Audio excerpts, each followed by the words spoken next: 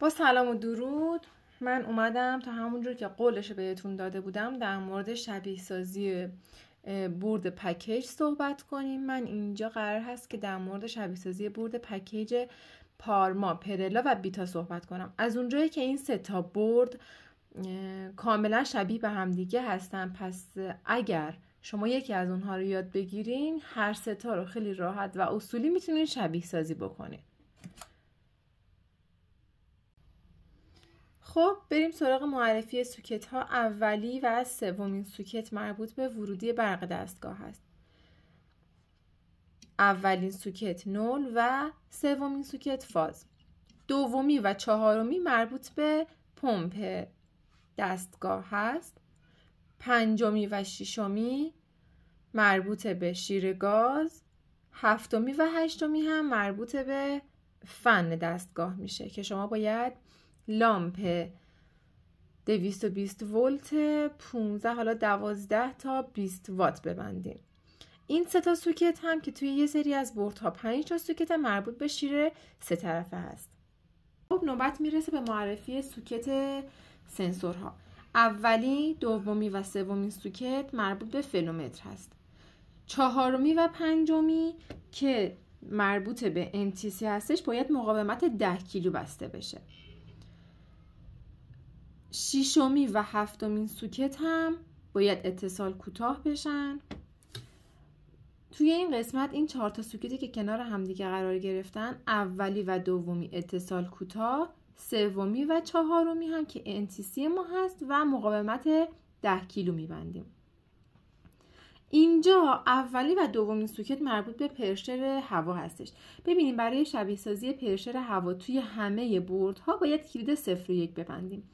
اما توی بوردهای بیتا، پرلا و پارما چون هیچ وقت اون کلید 0 و 1 ما 0 نمیشه و همیشه باید روی حالت 1 باشه، پس ما میتونیم این دوتا رو اتصال کوتاه کنیم و نیازی هم به کلید 0 و 1 نیست. یه کوچیک در مورد شبیه سازی فلومتر هم بهتون بگم.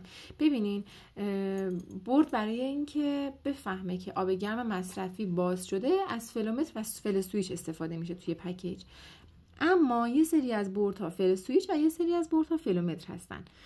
توی ایران رادیاتور از فل سویچ استفاده میشه که ما برای شبیه سازی فل سویچ خیلی راحت میتونیم از کلید 0 و 1 استفاده کنیم. اما فلومتر به این آسونی ها نیست و یه سری حالا پیچیدگی ها داره که انشالله اون رو توی یه پست براتون آماده میکنم و بارگذاری میکنم که انشالله بتونین خیلی راحت از آب گرم مصرفی این بورد هم تست بگیرین.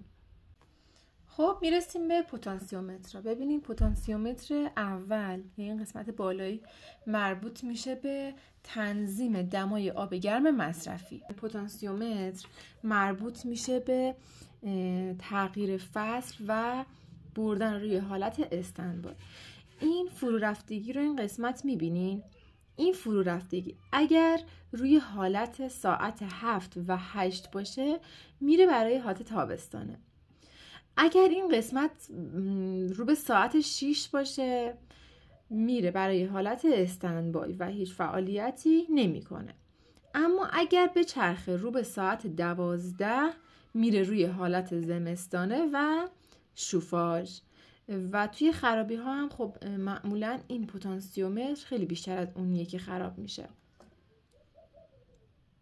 خب اینجا این سوکت مربوط به جرقه زن، این سوکت جرقه زن ماست و این هم سوکت ارت. پس ارت رو به این وصل میکنین، جرقه زن رو به این قسمت وصل میکنین. خب الان تنها سوالی که باقی میمونه اینه که اگر شما سوکت های فابریک رو نداشتین چطور شبیه سازی کنین. ببینین این نرمادگی ها خیلی کارتون رو راحت میکنن، چون این قسمت جوری طراحی شده که شما میتونید از این قسمت نرونگیش برای شبیه سازیتون استفاده بکنین. پس این نروماده ها، جامپرهای نروماده خیلی به دردتون میخورن. و برای قسمت حالا خروجی ها و برق ورودیتون میتونین از سوسماری استفاده کنین. سوسماری خیلی کارتون رو راحت میکنه و خیلی راحت میتونین این بورد رو شبیه سازی بکنید. امیدوارم که این ویدیو به دردتون خورده باشه و حالا نکته برداری کرده باشین. اگر که من جای اشتباه کردم خیلی خوشحال میشم که شما به من یادآوری کنین و من بتونم از شما چیزی یاد بگیرم و اگر هم سوالی داشتین در حد توانم و اون تجربه‌ای که دارم سعی می‌کنم بهترین پاسخ رو در اختیارتون قرار بدم. خدا یار و نگهدارتون باشه.